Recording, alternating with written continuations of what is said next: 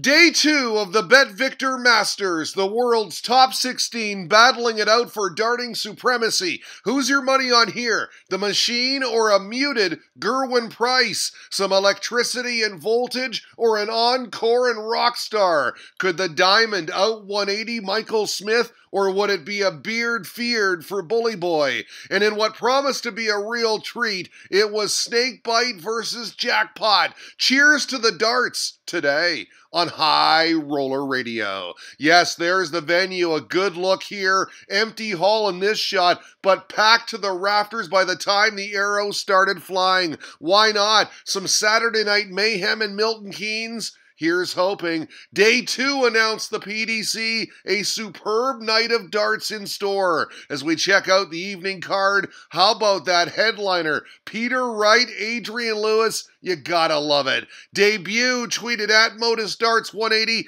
Joe Cullen gearing up for his Bet Victor Masters debut. Rockstar taking on Rob Cross, all the action on ITV4. Rob Cross is back on your screens tonight, reported the official Rob Cross fan page. 2019 begins, it says, a new chapter, a new Rob Cross. Shout out to the commentators. Chris Mason, John Rawling tweeted Graham Moss could listen to you two all night, full of little stats and personal darts experience. Great comms. And I agree with you, Graham. Love that pairing. All right, our first match of the night, James Wade taking on the recently suspended and fined Gerwyn Price. We pick it up fourth leg, Wade on 44, and yes, no issue. That made it 3-1. He led 4-1 at the first interval, much to this fan's delight. Despite this maximum, Wadey would make it 6-1 in the Madhouse. There was no emotion in this one. The Price roar, silence by the Darts Regulation Authority.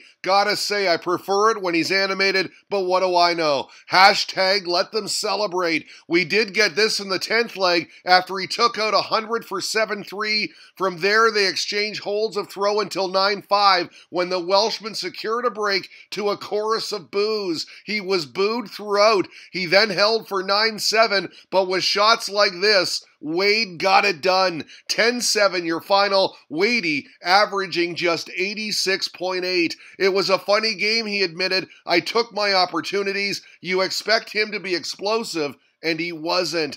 Gerwyn Price, reported at CG Darts, is yet to win a match since his Grand Slam of Darts final victory over Gary Anderson in November. He has been muzzled. Check out this retweet from Wayne Martle, who says, spot on, Rodri, a response to Rod Studd's post that reads, if a player deliberately pushes the buttons of Gerwyn Price in order to put him off and get him in trouble, isn't that exactly the kind of gamesmanship the DRA have just legislated against and which is punishable by the docking of legs and fines? What's the difference? Again, hashtag let them celebrate. Here's an entrance fit for a rock star. Bright lights, all eyes on Joe Cullen charging down the runway for his encounter with Rob Cross. Again, this Cullen's debut. Cross, no longer your defending world champ, but still a world champ, baby. Up the stairs, then some fan appreciation. Better start for Cullen. Raced out to a 3-1 lead, then got a cheers from this guy. How about this guy? Beer in one hand, a full pitcher in the other, cheering on a Cullen 180 out of the commercials, but nice response from Voltage. Double 11 on the 1-2-4 checkout. He needed that, a break to keep it close at 4-2. But after holding for 4-3, he'd missed 2 darts to break again. You can see the disappointment, a blown opportunity. As we hit the second interval, Cross was smirking as he exited the stage, trailing by 2. 14th leg now, great sequence. This 180 by Cross, followed by this Rockstar maximum, and after Voltage missed 2 darts for the break again, Cullen nailed tops for 8-6. Then, wow, double 16 good for the 107 checkout next. That was a break, and look at the reaction. He goes on to win 10-6. Cross had chances, but the Rockstar gets his encore, salutes his fans. He averaged 95 with 8 180s and is through to the quarterfinals to play James Wade. It was enough on the day, he said. said, I just prepared the best I can. My doubles were good tonight. That's what let me down at the Worlds. Short, sweet, and simple here from Laura Butterworth. Yes, Joe, she says. Hannah was happy as well. Joe Cullen, you little beauty, she tweeted, with 1, 2, 3, 4, 5, 6 hearts. The women loving rock star. Our third fixture pitted Ian White against Michael Smith,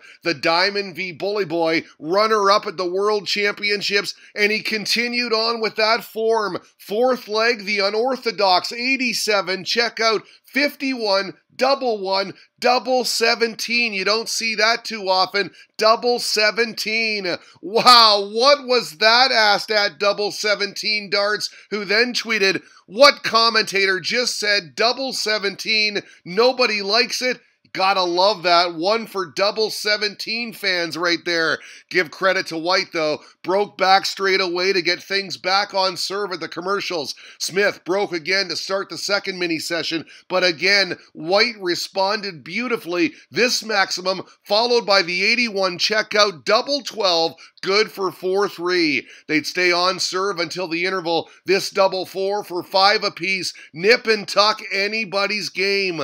Bully Boy started to pull away from there, though. Tops here for a 13-dart break in 7-5. He'd hit tops again for 8-5 and 3 on the spin. You can make that 5 on the spin as he dominated down the stretch. Handshakes for White. Smith advancing with a stellar display. Averaged 101.4, had 4 180s. Lucky enough I got over the line, he said. He's a good friend of mine. It's hard playing someone you know well. Okay, we knew who these ladies were cheering for in our last tilt of the evening. Adrian Lewis v. Peter Wright, and they were happy early and often. Jackpot out to an easy 3-0 lead as we see the averages 101 plus playing just 72. Wow. At Bet on Sport, asking a question a lot of us are wondering, will Peter Wright ever stop tinkering with his equipment? He then added, he should have never changed them after winning the UK Open 2 years ago. Snake bite, snake bitten,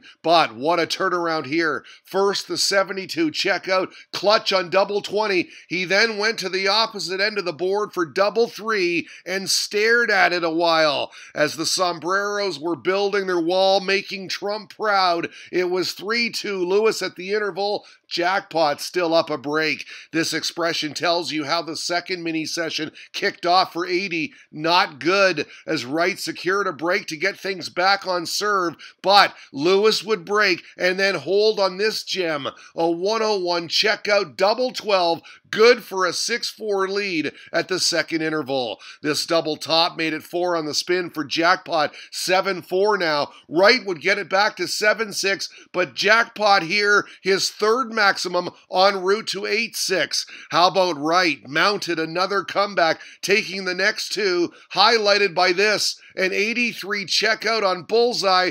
Brilliant. He then nailed double 10 for 9-8. Lewis would level on double 8, which set up a last leg decider and a nice show of sportsmanship here. The handshake before war. Wright with throw and drama. He'd missed the big number on 80. These supporters can't believe it. That gave Adrian a chance on 97. He hit the 57, but missed 2 darts for the match. Snakebite, not snake bitten. He wins a thriller 10-9. Showed true grit there, and you gotta feel that Lewis let one slip away, Wright averaging just 89. If I would take my practice game up there, he said, it would have been better for the fans. It was a tough game. So, day 2 is in the books. Wade, Cullen, Bully Boy, and Snakebite your winners. It all sets up a Super Sunday tomorrow. Quarter-final time today on High Roller Radio.